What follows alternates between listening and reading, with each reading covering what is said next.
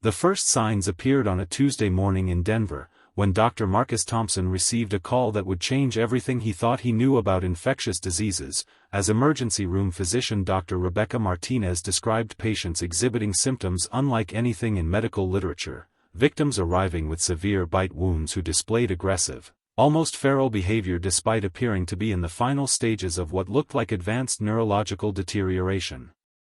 Marcus, a veteran CDC epidemiologist with 15 years of experience tracking disease outbreaks across 3 continents, initially suspected a new strain of rabies or perhaps a designer drug causing psychotic episodes, but as he reviewed the medical files Martinez transmitted to his office, he noticed disturbing patterns that defied conventional medical understanding. Patients showed no response to pain stimuli, exhibited impossible strength despite apparent muscle atrophy, and demonstrated a singular obsession with attacking other human beings with their teeth and hands. Meanwhile, across the city in the suburban neighborhood of Lakewood, former Marine Sergeant Jake Sullivan was finishing his morning coffee when he heard screaming from the house next door, where his neighbor Tom Bradley was supposed to be recovering from what Jake thought was a nasty case of the flu, but when Jake peered through his kitchen window, he saw Tom pursuing the UPS delivery driver across the front yard with inhuman speed and determination, his movements jerky and unnatural yet somehow focused entirely on reaching the terrified driver who was screaming for help while running toward Jake's house. Without hesitation, Jake grabbed his service pistol from the gun safe and rushed outside, shouting at Tom to stop, but his neighbor showed no recognition of Jake's voice or presence, instead continuing his relentless pursuit of the delivery driver with what could only be described as predatory hunger, his eyes vacant and lifeless despite his body's violent animation. Jake fired 2 warning shots into the air, but Tom didn't even flinch, forcing Jake to make a split-second decision that would haunt him for months to come as he put 3-round center mass into his neighbor's chest, watching in horror as Tom stumbled only briefly before continuing his attack as if the bullets were mere bee stings, until Jake's 4th shot, aimed at Tom's head, finally brought him down permanently. Back at Denver General Hospital, Dr. Martinez was dealing with her 7th bite victim of the day when she noticed that the earlier patients, who had been sedated and restrained, were beginning to exhibit the same aggressive behaviors she was seeing in new arrivals, suggesting this wasn't just a psychological response to trauma but something that fundamentally altered human behavior at a biological level. Dr. Thompson arrived at the hospital within an hour of Martinez's initial call, and together they began documenting symptoms that challenged everything they knew about human physiology. Victims showed no fever despite clear signs of systemic infection, displayed no response to verbal commands or familiar faces, and demonstrated an almost supernatural fixation on consuming human flesh, behavior that intensified rather than diminished over time. The situation escalated rapidly as the morning wore on, with police reports flooding in from across the metro area describing similar attacks, and Dr. Thompson realized they were dealing with something far beyond a localized outbreak when his CDC colleagues began reporting identical cases emerging simultaneously in Chicago, Atlanta, and Los Angeles, suggesting coordinated exposure or an incredibly fast-spreading pathogen unlike anything in recorded medical history. By noon, the governor of Colorado had declared a state of emergency and deployed National Guard units to establish quarantine zones around affected areas, but the measures seemed inadequate as reports continued pouring in of ordinary citizens suddenly turning violent and attacking their family members, co-workers, and strangers with the same inexplicable hunger for human flesh that defied rational explanation.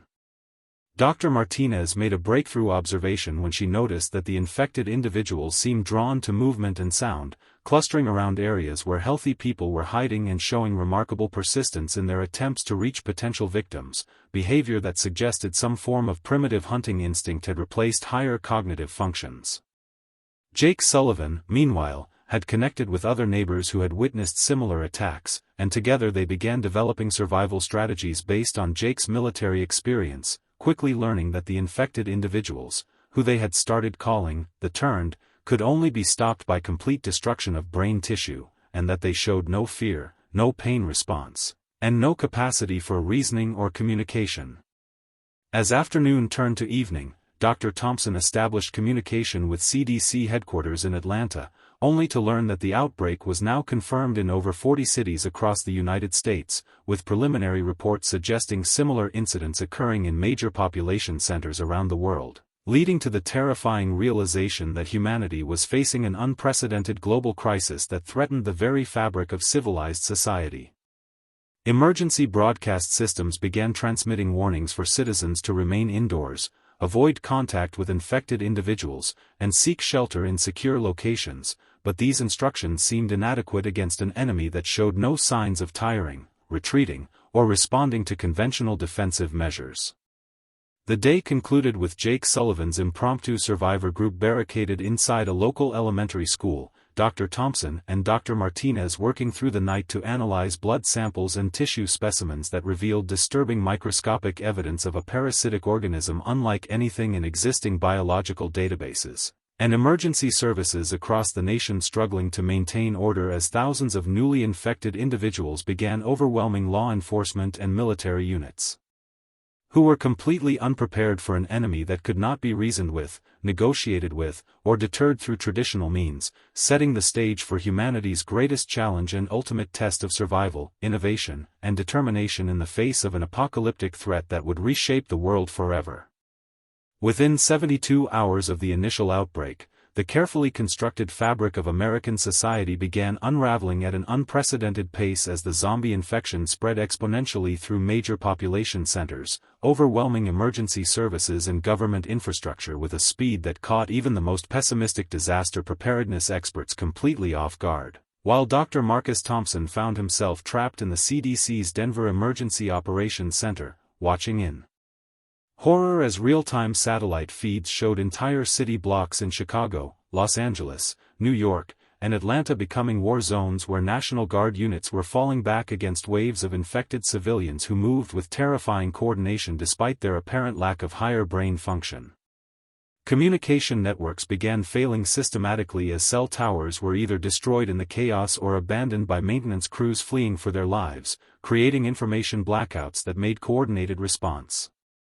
efforts nearly impossible, while President Elizabeth Hayes huddled with military advisors in an underground bunker beneath NORAD, authorizing the unprecedented deployment of active-duty military units on American soil through Operation Dead Stop, though early reports from field commanders indicated that conventional weapons and tactics were proving woefully inadequate against enemies who felt no pain, showed no fear, and continued attacking even after sustaining injuries that would incapacitate or kill normal human beings. Jake Sullivan, meanwhile, had transformed from a suburban veteran into a reluctant leader as more survivors gravitated toward his military experience and practical knowledge of small unit tactics, gathering a diverse group that included Amy Rodriguez, an elementary school teacher whose quick thinking had saved 30 children during the initial outbreak, and David Kim, a mechanical engineer from Lockheed Martin whose technical expertise was already proving invaluable as they scavenged materials to fortify their temporary shelter in Roosevelt Elementary School, where they had barricaded themselves with overturned desks, filing cabinets, and whatever tools David could jury-rig into defensive weapons. Dr. Rebecca Martinez, working alongside Dr. Thompson in the CDC facility, made the disturbing discovery that the infected individuals were not random in their behavior but seemed drawn to specific stimuli, particularly loud noises and rapid movements, suggesting that whatever parasitic organism was controlling them retained some primitive sensory processing capabilities that could potentially be exploited, though her attempts to establish communication with infected subjects proved futile as they showed no recognition of human speech, familiar faces, or even their own names when called by family members who had somehow avoided infection. As the sun set on the third day, Jake's group realized their school shelter was becoming untenable when hundreds of infected individuals began gathering outside, apparently drawn by the sounds of their fortification efforts, forcing them to make a desperate nighttime escape through the school's kitchen loading dock, carrying only essential supplies as they navigated through suburban streets now littered with abandoned cars, scattered belongings, and the grotesque remains of victims who hadn't been fortunate enough to find secure shelter before the infected found them. The military's initial response revealed the terrifying reality that traditional combat doctrine was completely inadequate against zombie hordes, as soldiers trained to fight thinking enemies found themselves facing opponents who couldn't be intimidated, wouldn't retreat under fire, and continued attacking even when missing limbs or suffering massive trauma that would instantly incapacitate human combatants, forcing field commanders to make the horrific adjustment from precision shooting aimed at stopping threats to headshot-only engagements designed to completely destroy brain tissue, the only method they had discovered that could permanently neutralize the infected. Dr. Thompson's team, meanwhile, had begun analyzing tissue samples and blood work that revealed microscopic evidence of a complex parasitic organism unlike anything in existing biological databases, something that appeared to hijack the human nervous system while maintaining basic motor functions, cardiovascular activity, and primitive sensory processing, though all higher cognitive functions including memory, personality, and rational thought appeared to be completely eliminated, replaced by an insatiable drive to seek out and consume living human tissue through biting attacks that served both as feeding behavior and the primary vector for spreading the infection to new hosts. Communication breakdowns reached critical levels as major television networks went dark, internet service providers failed across entire regions, and even military communication systems became unreliable due to infrastructure damage and personnel losses, leaving scattered survivor groups and military units operating in isolation without coordination or strategic intelligence about the broader scope of the crisis, though ham radio operators began establishing ad hoc communication networks that provided the first glimpses of hope that human ingenuity might find ways to adapt and survive even under these unprecedented circumstances. Jake's group, now numbering 15 survivors including 2 paramedics, a firefighter, and several parents with young children, managed to reach an abandoned warehouse complex in the industrial district where David Kim immediately began assessing their defensive capabilities, identifying potential entry points that needed fortification, and cataloging available materials that could be converted into barriers, weapons, or tools, while Amy Rodriguez took charge of organizing supplies and establishing watch schedules that would allow the group to maintain security while conserving energy for the challenges ahead. The part concluded with intelligence reports reaching President Hayes indicating that the infection had now been confirmed in over 200 cities worldwide, with preliminary estimates suggesting that nearly 10% of the global population had been infected within the first week, while Dr. Martinez made the chilling discovery that infected individuals seemed to be developing increasingly sophisticated hunting behaviors, working together in coordinated groups that suggested the parasitic organism was not only hijacking individual nervous systems but potentially establishing some form of collective intelligence that could make them far more dangerous than anyone had initially realized, setting the stage for humanity's desperate struggle to develop new strategies, weapons, and survival techniques adequate for fighting an enemy unlike anything in human history. As civilization crumbled around them and traditional authority structures collapsed under the relentless pressure of the zombie pandemic, human creativity and ingenuity began emerging from the chaos like bright sparks in an endless darkness, with David Kim's engineering background proving absolutely crucial to his survivor group's continued existence as he transformed from a corporate mechanical engineer into a master inventor of improvised survival technology, spending sleepless nights in their warehouse fortress converting everyday materials into sophisticated defensive systems that could mean the difference between life and horrible death.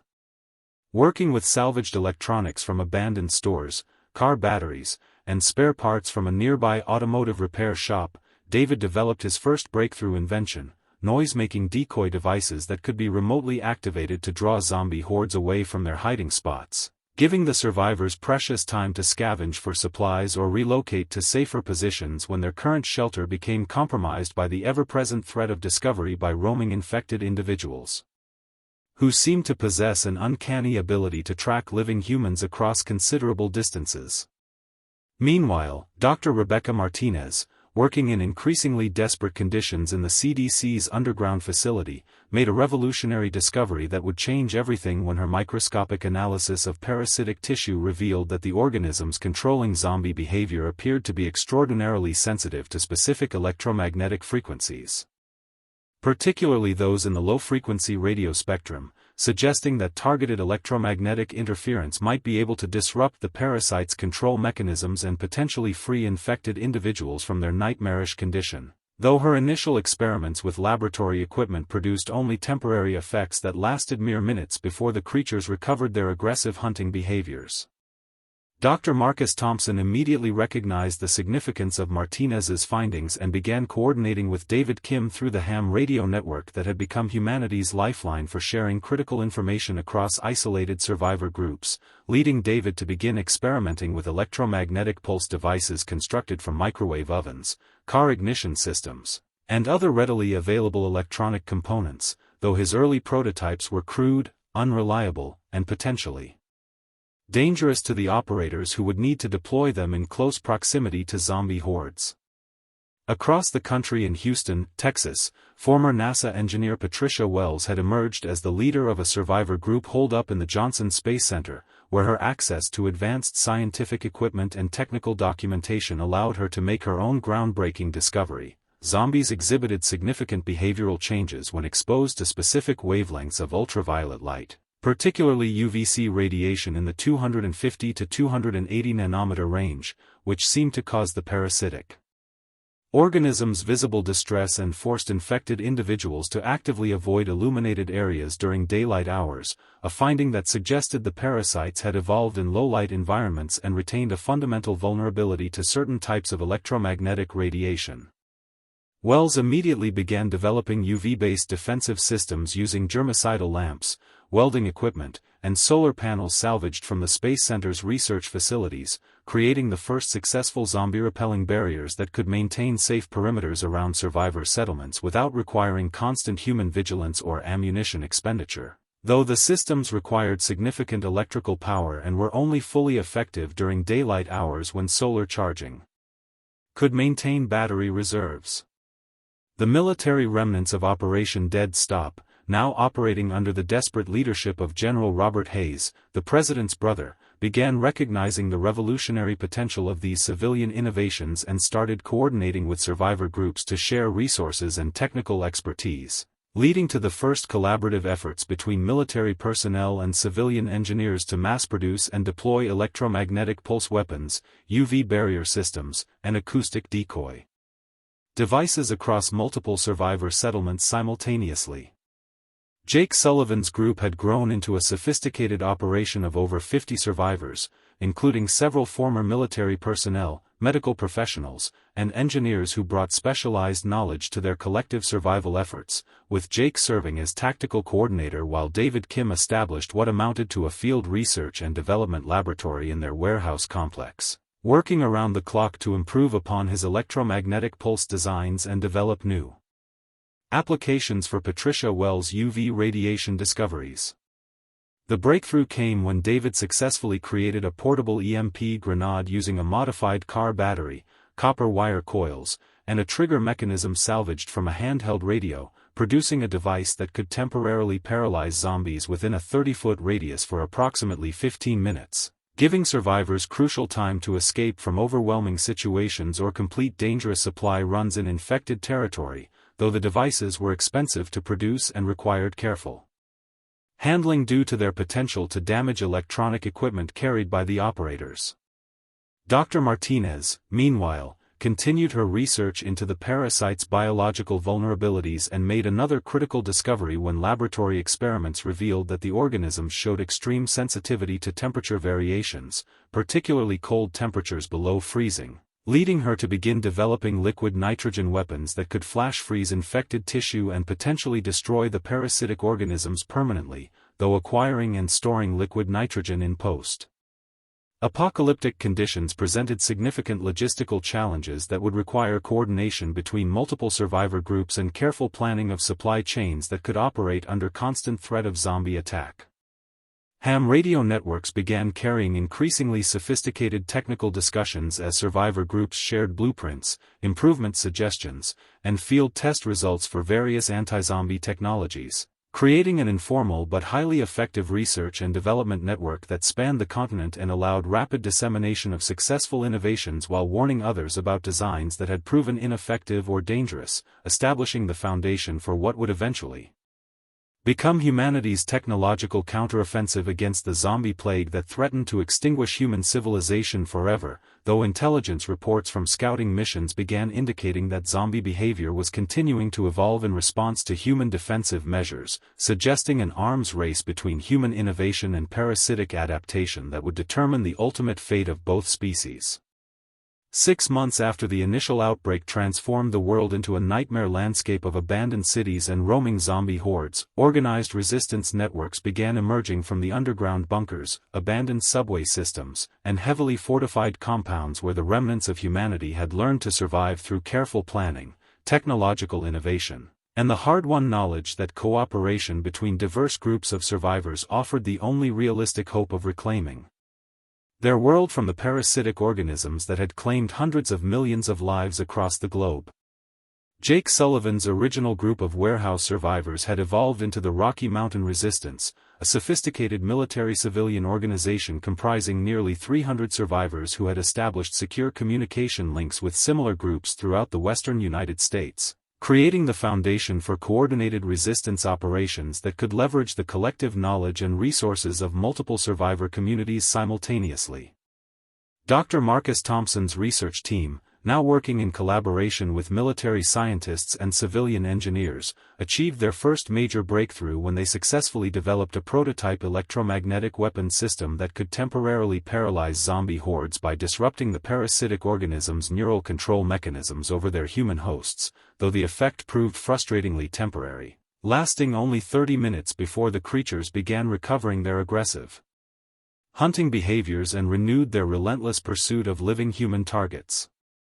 The device, which Dr. Thompson designated as the Neural Disruption Array, required significant electrical power and careful calibration to achieve maximum effectiveness, but field tests conducted by Jake Sullivan's tactical teams demonstrated that 30 minutes of zombie paralysis could provide sufficient time for survivor groups to complete complex operations such as large-scale supply runs, facility evacuations, or strategic relocations that would have been impossible under normal circumstances when zombie presence made any significant movement extremely dangerous. David Kim, whose workshop had become the primary research and development facility for the Rocky Mountain Resistance, immediately began working to improve the Neural Disruption Array's design, focusing on increasing the duration of the paralysis effect while reducing the device's power requirements and overall weight to make it more practical for field deployment by tactical teams operating in hostile territory. Meanwhile, Dr. Rebecca Martinez made another crucial discovery during her ongoing analysis of parasitic biology when laboratory experiments revealed that the organisms exhibited severe weakness when exposed to extreme cold temperatures, leading her to develop the first successful liquid nitrogen weapon prototypes that could permanently destroy zombie brain tissue by flash freezing the parasitic organisms and rendering them incapable of maintaining control over their human hosts, though the weapons required specialized storage equipment and careful handling procedures that made them challenging to deploy under battlefield conditions. Patricia Wells' Houston Group, now calling themselves the Gulf Coast Technical Alliance, had made remarkable progress in developing solar-powered ultraviolet barrier systems that could create secure perimeters around survivor settlements during daylight hours, effectively establishing zombie-free zones where survivors could work, rest, and plan operations without the constant threat of attack, though the systems remained vulnerable during nighttime hours when solar charging was impossible and battery reserves could be quickly depleted by sustained zombie pressure against the UV barriers. The breakthrough in long-range coordination came when former Army communications specialist Maria Santos successfully established a nationwide ham radio network that connected major survivor groups across North America, allowing real-time sharing of intelligence, technical innovations, and strategic planning between resistance cells that had previously operated in complete isolation, unaware that their desperate struggles for survival were being replicated by thousands of similar groups throughout the continent. Intelligence reports transmitted through Santos's communication network revealed disturbing patterns in zombie behavior that suggested the parasitic organisms were continuing to evolve and adapt to human defensive measures, with infected individuals beginning to exhibit pack hunting behaviors, coordinated assault tactics, and even primitive tool use that indicated the parasite was developing increasingly sophisticated methods of controlling human motor functions and perhaps accessing residual Memories from their hosts' pre-infection lives. Jake Sullivan coordinated the Resistance's first major supply operation when his tactical teams, equipped with David Kim's improved EMP grenades and Dr. Martinez's liquid nitrogen weapons, successfully raided a massive outdoor equipment warehouse in Colorado Springs, acquiring winter clothing, camping gear, and survival equipment for over 500 survivors while engaging and destroying more than 200 zombies in the largest organized combat operation since the collapse of regular military forces 6 months earlier. The success of the Colorado Springs operation demonstrated that properly equipped and coordinated human forces could not only survive encounters with large zombie groups but could actively hunt and destroy them when armed with the right combination of electromagnetic weapons, cold-based armaments, and ultraviolet defensive systems, marking the first time since the outbreak began that human forces had achieved a decisive tactical victory against the zombie threat. General Robert Hayes, coordinating military remnants through a secure command facility in Cheyenne Mountain, began developing plans for larger-scale operations that would combine the technological innovations developed by civilian survivor groups with the tactical expertise and heavy equipment still available to scattered military units, leading to the formation of the United Defense Coalition that would serve as the organizational framework for humanity's eventual counteroffensive against the zombie plague. However, disturbing intelligence reports from reconnaissance missions indicated that zombie concentrations were growing larger and more organized, with massive hordes numbering in the tens of thousands beginning to move across the landscape in coordinated migration patterns that suggested the parasitic organisms had developed some form of collective intelligence capable of strategic planning and long-term coordination, raising the terrifying possibility that humanity's window of opportunity for mounting an effective resistance might be rapidly closing as the enemy adapted to become an even more formidable threat than anyone had previously imagined possible. 1 year after the initial outbreak devastated human civilization, the resistance movement made a crucial strategic pivot toward large-scale technological solutions as mounting evidence indicated that zombie hordes were growing increasingly organized and dangerous, displaying coordinated hunting behaviors and tactical sophistication that suggested the parasitic organisms were rapidly evolving beyond their original capabilities and developing collective intelligence networks that could potentially overwhelm even the most advanced human defensive positions if left unchecked. Dr. Rebecca Martinez's research team, now working in collaboration with military engineers at the Cheyenne Mountain facility, achieved a revolutionary breakthrough when they successfully developed a neurological frequency transmitter capable of disrupting zombie coordination across wide geographical areas, effectively breaking the mysterious communication system that allowed infected hordes to move as unified tactical units rather than disorganized individual threats. The device, nicknamed the Shepherd by the technical teams who worked tirelessly to perfect its design, utilized concentrated electromagnetic pulses broadcast across multiple frequency ranges to interfere with the parasitic organism's ability to maintain coordinated control over large groups of infected hosts, causing zombie swarms to fragment into confused, disoriented individuals who could be more easily managed by human forces equipped with conventional anti-zombie weapons and tactics. Jake Sullivan found himself leading increasingly dangerous missions deep into zombie-controlled territory, coordinating installation operations that required his tactical teams to reach tall buildings, communication towers, and other elevated transmission points throughout major metropolitan areas where Shepherd devices could be deployed to maximum effect, each mission carrying enormous risk but offering the potential to liberate entire city districts from coordinated zombie control and establish safe zones where survivor communities could begin rebuilding the foundations of human civilization. David Kim's workshop had transformed into a full-scale manufacturing facility where survivors with diverse technical backgrounds worked around the clock to mass-produce electromagnetic pulse weapons, sonic disruptors, and ultraviolet light arrays, creating an increasingly sophisticated arsenal of anti-zombie technology that combined the collective engineering expertise of automotive technicians, computer programmers, electricians, and former defense industry workers who had found new purpose in humanity's desperate struggle for survival against an enemy that defied conventional military doctrine. The resistance received a significant boost when Thomas Anderson, a former Tesla engineer who had been leading a survivor group in the ruins of Detroit, successfully established contact with the Rocky Mountain Resistance and shared his groundbreaking work developing high-powered electromagnetic rail guns that could completely destroy zombie brain tissue from distances exceeding 200 meters, providing human forces with their first truly effective long-range anti-zombie weapon system that didn't require close-quarters combat or dangerous infiltration missions to neutralize significant threats. Anderson's rail gun technology represented a quantum leap in anti-zombie weaponry because it combined the precision of traditional firearms with the destructive power of electromagnetic pulse weapons, creating projectiles that could penetrate multiple zombie skulls simultaneously while delivering concentrated electromagnetic energy directly to parasitic organisms, ensuring complete elimination of targets without the risk of temporary paralysis effects that had limited the effectiveness of earlier electromagnetic weapons developed during the early stages of the resistance movement. The military remnants of the United Defense Coalition, recognizing the strategic importance of Anderson's innovations, immediately began establishing secure manufacturing zones where civilian engineers could work alongside military personnel to mass-produce rail gun systems, electromagnetic pulse devices, and supporting technologies under the protection of heavily fortified perimeters defended by the most advanced anti-zombie defensive systems available to human forces.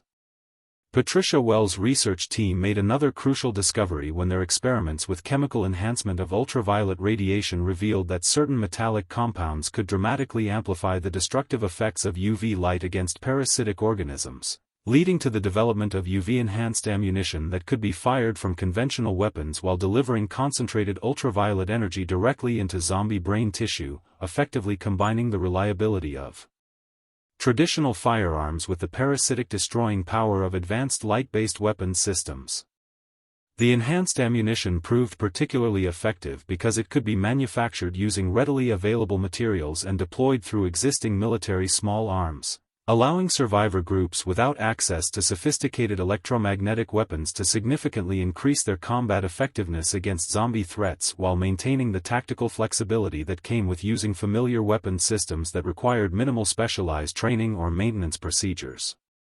Dr. Marcus Thompson's epidemiological expertise became increasingly valuable as the Resistance expanded its operations, with his ability to predict zombie movement patterns and migration routes allowing human forces to anticipate enemy concentrations and deploy Shepard transmitters, rail gun emplacements, and UV barrier systems in strategic locations that could maximize their effectiveness while minimizing the risk to human personnel required to operate and maintain these sophisticated defensive systems.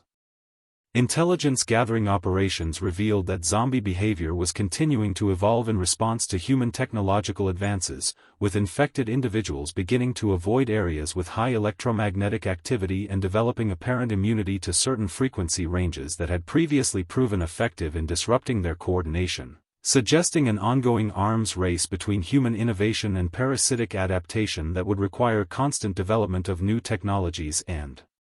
tactics to maintain humanity's hard-won advantages in the struggle for survival. The culmination of these technological advances came when Jake Sullivan's team successfully deployed the first citywide Shepard transmitter in downtown Denver, creating a massive electromagnetic pulse that instantly broke apart a zombie horde numbering over 50,000 individuals who had been converging on the city's surviving human population, transforming what appeared to be an imminent disaster into humanity's greatest tactical victory since the outbreak began and proving that properly coordinated technology and human determination could overcome even the most overwhelming zombie threats when deployed with precision, courage, and unwavering commitment to reclaiming the world from the parasitic forces that had stolen it from human control. 18 months after the zombie pandemic first devastated human civilization, the triumphant success of the Denver Shepard transmitter deployment marked the beginning of humanity's first coordinated counteroffensive against the undead hordes, as the United Defense Coalition leveraged their revolutionary anti-zombie technologies to launch simultaneous strikes across multiple major metropolitan areas in the most ambitious military operation since the collapse of organized government, with General Robert Hayes coordinating attacks on Chicago, Atlanta, Houston, Phoenix, and Seattle, while Jake Sullivan led specialized strike teams equipped with Thomas Anderson's electromagnetic rail guns and David Kim's portable EMP devices in systematic building-by-building clearing operations that slowly but steadily reclaimed urban territory from zombie control.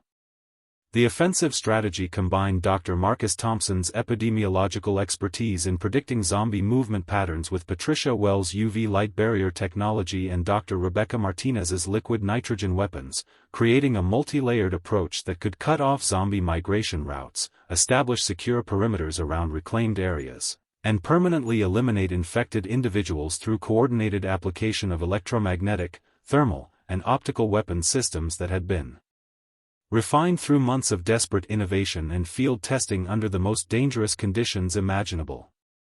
Jake's strike teams discovered that systematic urban combat against zombies required entirely new tactical doctrines that combined traditional military small-unit tactics with the specialized knowledge needed to deploy electromagnetic weapons effectively, coordinate UV barrier installations, and manage the complex logistics of maintaining liquid nitrogen supplies and battery power for energy-intensive weapon systems while operating in hostile territory where a single equipment failure or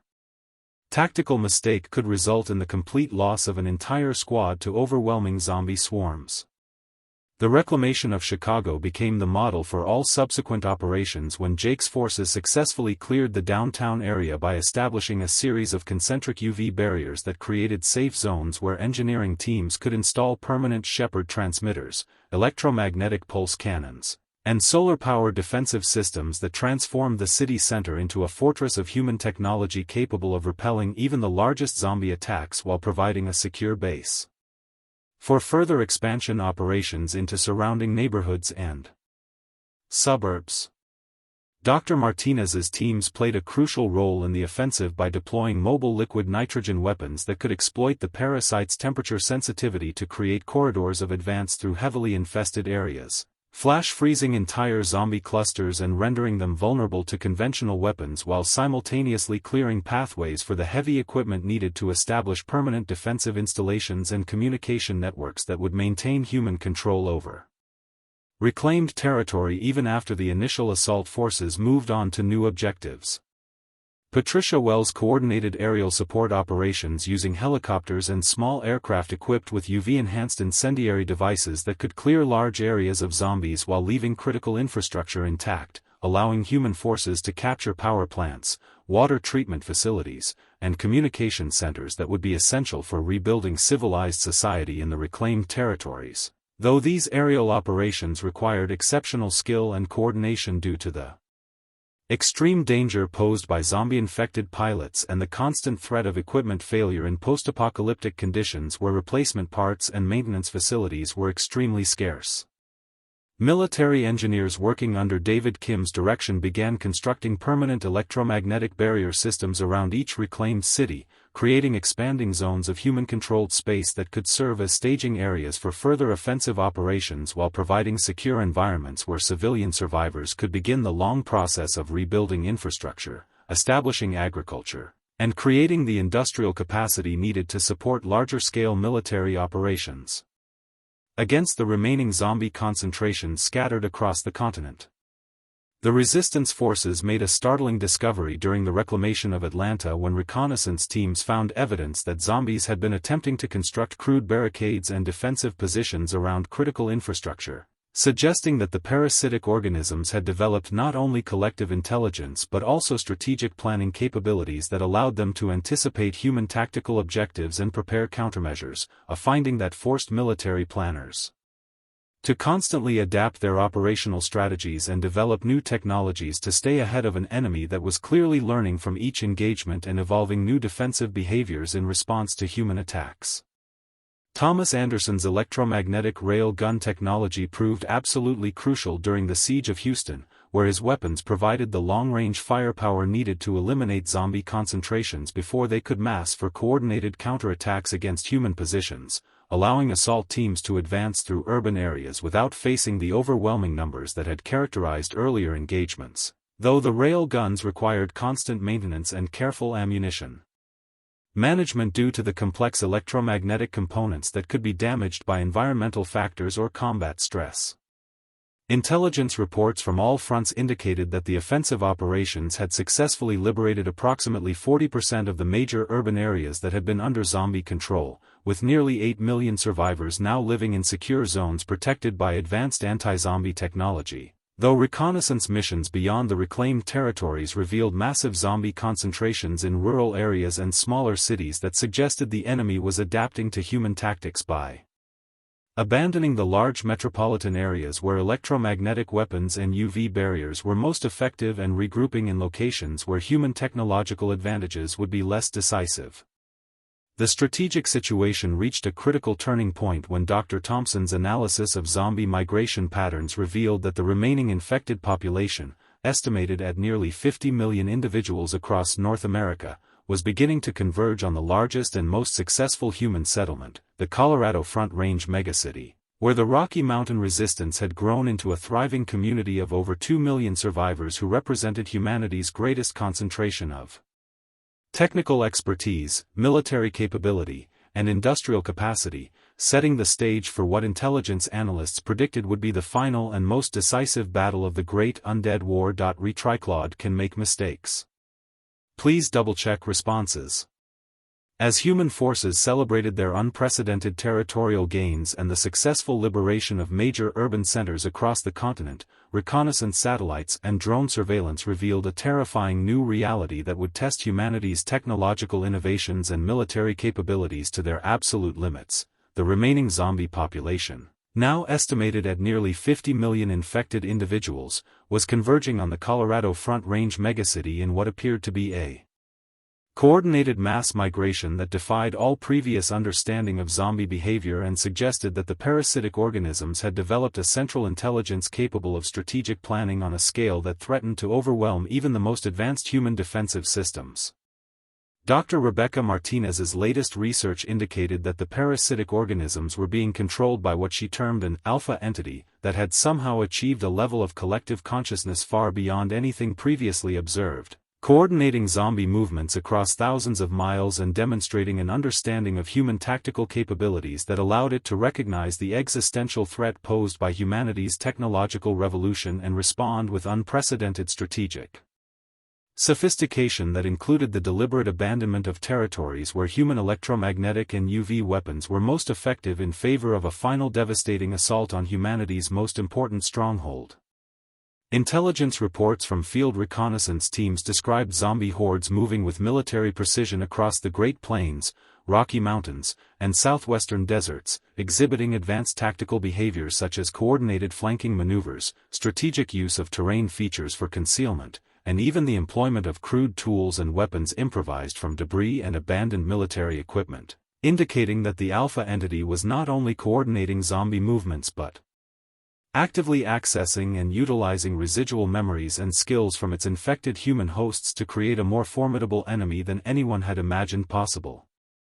Jake Sullivan found himself at the center of the most complex defensive operation in human history as he coordinated the protection of 2 million civilians and military personnel within the Colorado Front Range megacity, deploying every technological advancement developed over the past 2 years in a desperate effort to create multiple defensive perimeters that could withstand an assault by an enemy force that outnumbered the defenders by more than 25-1 and possessed strategic intelligence that allowed it to adapt and counter human tactics in real time during the course of battle. The first line of defense consisted of Thomas Anderson's massive electromagnetic pulse cannons positioned at strategic intervals around the megacity's perimeter, weapons powerful enough to disrupt zombie coordination across wide areas but requiring enormous amounts of electrical power and careful timing to avoid interfering with human communication systems and electronic equipment that would be essential for coordinating the defense against such overwhelming numbers of attackers approaching from multiple directions simultaneously. David Kim worked frantically with teams of engineers and technicians to complete the installation of solar-powered UV walls that would create multiple barrier zones around the city. Though the sheer scale of the defensive perimeter required innovative solutions such as concentrated solar collectors and advanced battery storage systems that pushed the limits of available technology and required constant maintenance by skilled technicians who would be exposed to extreme danger if zombie forces managed to breach the outer defensive lines.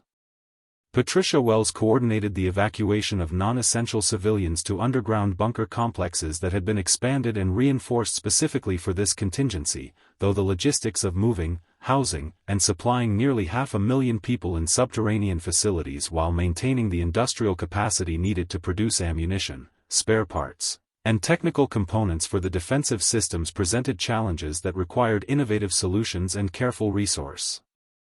management under the most stressful conditions imaginable. Dr. Marcus Thompson's epidemiological analysis revealed that the Alpha entity appeared to be physically located within the largest zombie concentration approaching from the east, a massive horde of nearly 10 million infected individuals that moved with perfect coordination and seemed to serve as the command center for the entire zombie force, leading to the development of tactical plans focused on penetrating enemy lines to reach and destroy this central controlling intelligence, though such a mission would require elite strike teams to fight their way through millions of zombies while carrying the specialized electromagnetic weapons needed to permanently disrupt the parasitic organism's collective consciousness.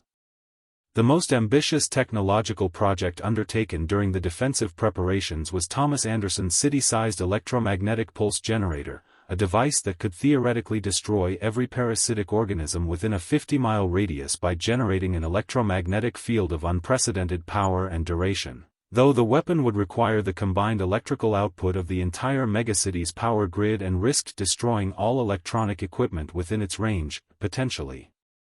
leaving the survivors without communication systems, defensive weapons, or industrial capacity if the attack failed to completely eliminate the zombie threat.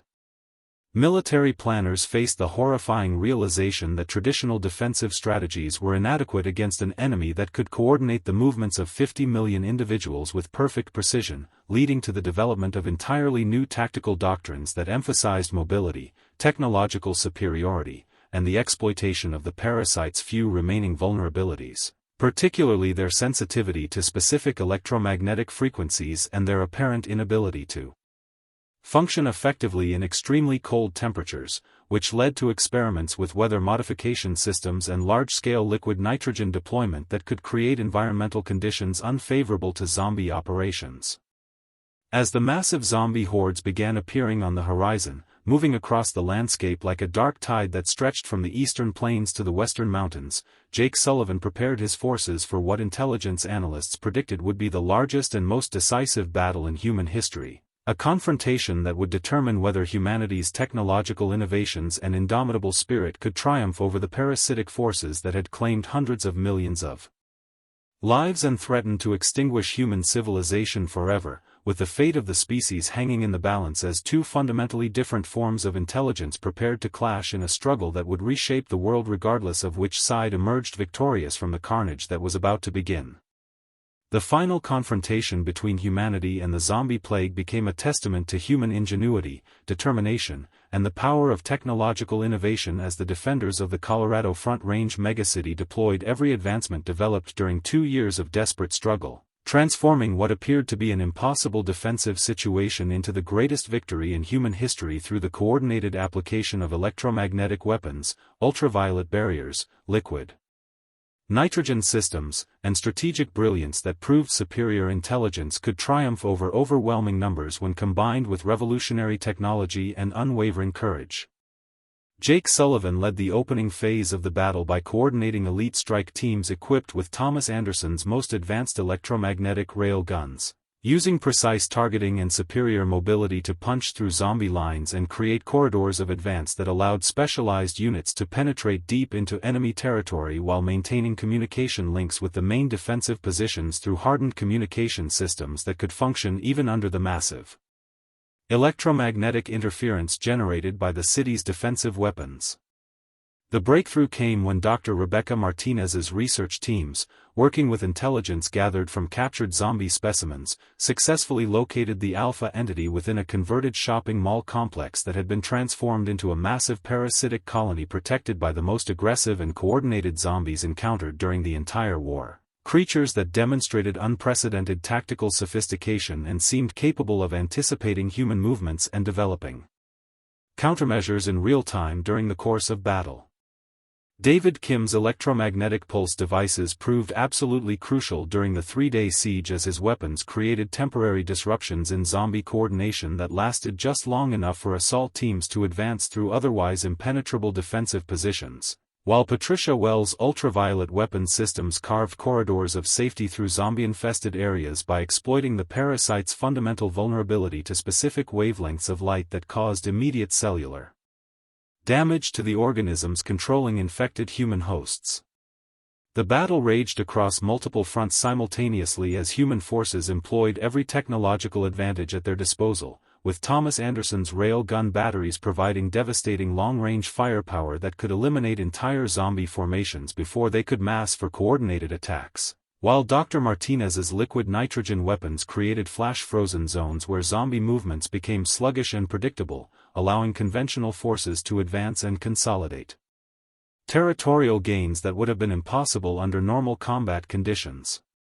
Dr. Marcus Thompson's epidemiological expertise proved invaluable as he guided strike teams through the complex zombie defensive networks by predicting movement patterns and identifying weak points in enemy formations based on his comprehensive understanding of how the parasitic organisms coordinated their collective behavior, enabling human forces to exploit tactical opportunities that would have been invisible to commanders without his specialized knowledge of zombie biology and behavioral patterns. The climactic moment arrived when Jake Sullivan's most elite strike team, equipped with portable versions of Anderson's electromagnetic pulse technology and Martinez's liquid nitrogen weapons, successfully fought their way through the shopping mall's zombie defenders and reached the central chamber where the Alpha entity had established its command center, a grotesque biological mass composed of millions of parasitic organisms that had somehow achieved collective consciousness and demonstrated the ability to coordinate zombie activities across an entire continent through methods that human science was only beginning to understand. In a desperate final assault that required extraordinary courage and perfect coordination, the strike team deployed every weapon and technological innovation at their disposal, using concentrated electromagnetic pulses to disrupt the Alpha entity's control systems while simultaneously applying liquid nitrogen to destroy the biological matrix that sustained the parasitic colony, a process that took nearly 6 hours of continuous combat against zombie defenders who fought with suicidal intensity to protect their controlling intelligence from destruction. As the Alpha entity finally succumbed to the combined assault of electromagnetic weapons and extreme cold, Thomas Anderson's citywide electromagnetic pulse generator reached full operational capacity and transmitted a massive pulse that propagated across the entire battlefield, destroying parasitic organisms throughout a 50-mile radius and causing the remaining zombie hordes to collapse simultaneously as their neural hijacking systems failed catastrophically, leaving millions of infected bodies motionless across the landscape while human forces watched in amazement as their 2-year struggle against an seemingly invincible enemy reached its triumphant conclusion. The immediate aftermath of the victory required massive coordination efforts as human forces worked to identify and rescue any survivors who might have been trapped in zombie-controlled territory, while medical teams led by Dr. Martinez began developing treatment protocols for individuals who had been recently infected but not yet fully converted to zombie status, leading to the remarkable discovery that some victims could be saved if treated with electromagnetic therapy within hours of initial infection.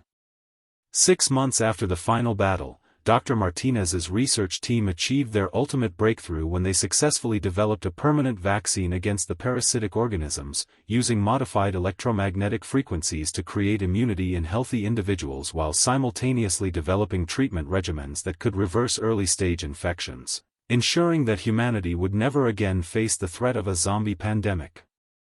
Jake Sullivan transitioned from military commander to civilian leader as he helped establish new democratic governments in the reclaimed territories, working with other survivor leaders to create political and social structures that could prevent the kind of societal collapse that had made the zombie outbreak so devastating, while David Kim spearheaded the technological reconstruction of American civilization, using the innovations developed during the war to build advanced infrastructure